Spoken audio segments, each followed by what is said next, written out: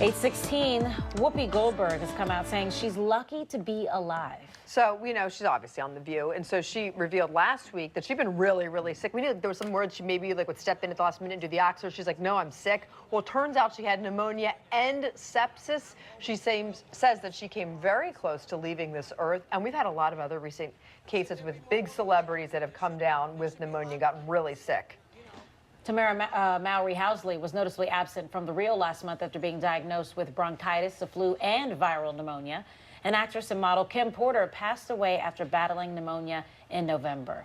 So what are the symptoms of pneumonia, and how do you know when your illness is more severe than just a cold, and when should you get to a hospital? We want to bring in Dr. Jen Caudle now. Good morning to you. Good morning, guys. How are you? A lot of people, when they saw that message from Whoopi Goldberg, they were like, my goodness, how did it get to that Well, point? that's actually what I was saying. My goodness. It sounds like the pneumonia was really bad. She was hospitalized for it. And then she also had something called sepsis, which is a whole body response to a severe infection that can be actually life-threatening. Sometimes we then get bacteria in the blood, we get low blood pressure, heart rate goes up. It sounds very, very severe. It was severe. So, no, I'm glad she's raising awareness about this. That's what I'm really happy about. So how do you know it's just not a cold? Because I thought I had pneumonia when I was sick for like 10 days. I felt all the kinds of way. But how do I know that it's not actually pneumonia? Pneumonia is a little bit different. And that's a really good question, right? Because we often ask, what's the difference between a cold? What's the difference between a cold and a flu and pneumonia? Pneumonia is a little bit different because people often feel short of breath.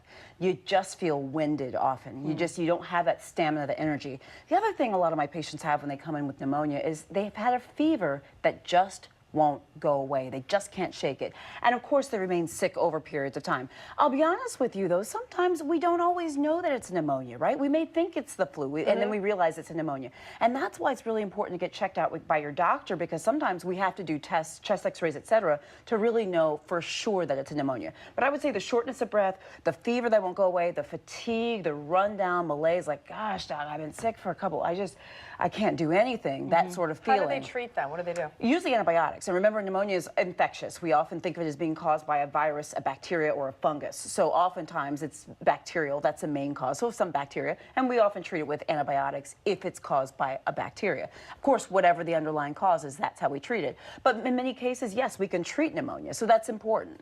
And how do they all end up being connected? We talked about Tamara and her situation. And sometimes people say, oh, I have the flu, but then it developed into this. Yeah. Is it because you let it go on so long? It's confusing, isn't it? Right. Yeah, I know it's really confusing. And I'll be honest with you, there are no hard lines, okay? So we can't say that. And you're asking a great question. You're saying, well, is it because someone let it go that it turned into this? Not necessarily, right? So remember, there are some people that are more susceptible to being ill or having chronic illnesses than others. Those that are very young, those that are older, those that smoke, who have underlying medical conditions, weakened immune systems. The list goes on and on and on. But the idea, though, is that, yes, a flu, for example, can turn into a pneumonia. You can get bronchitis. This can go a number of different ways depending on how your body responds and the bug that you're dealing with. And it doesn't mean you necessarily did anything wrong. So for seniors, they recommend they have like a pneumonia vaccine. Woohoo! You know how I feel about vaccines. I'm always waving the vaccine banner.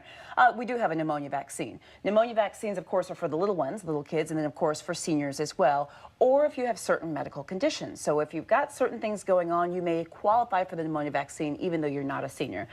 You know, I think that I don't want people to be confused. Like, pneumonia is very, very serious. And this is the thing, because a lot of people say, well, so what am I supposed to do? What am I supposed to do? And how do I know then if I have this or I'm going to end up in the hospital like Whoopi Goldberg? And what I would say is this. Okay, let's say you're sick. You come down with a cold, stuffy nose, whatever. If it feels more severe than it should, you're struggling more than you should, short of breath, fever, whatever. It's not going away. You're a little worried. Then I might be too. Right, go to like an urgent clinic or something, just get it checked out, go to the doctor. Have someone check you out, because we can do the lab tests, we can run the chest x-ray, and get it figured out once and for all. We can try to figure it out. Thank you, Dr. Jem. We really appreciate it. Thank you for breaking it down for us.